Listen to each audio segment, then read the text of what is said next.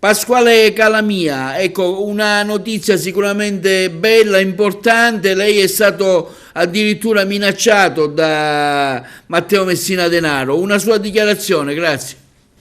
Oggi è un segnale che lo Stato c'è, lo Stato vince e finalmente oggi possiamo dire che Castelvetrano si è liberato dalla cappa della presenza di Matteo Messina Denaro.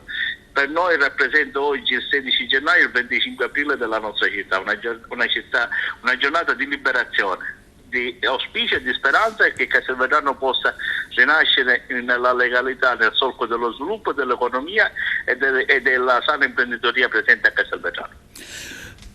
Vogliamo fare un breve excursus su ciò che è stata la sua esperienza, ecco perché lo hanno minacciato.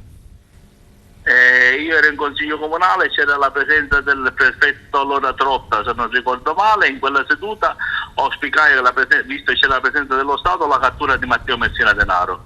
A seguito di questa dichiarazione io subì la notte del 12 agosto e mi bruciarono la macchina sotto l'abitazione e poi mi diedero fuoco all'abitazione, residenza estiva di mia madre. Allora non ero sposato, ero residente con mia madre, e dell'abitazione la notte del 23 novembre a Triscina.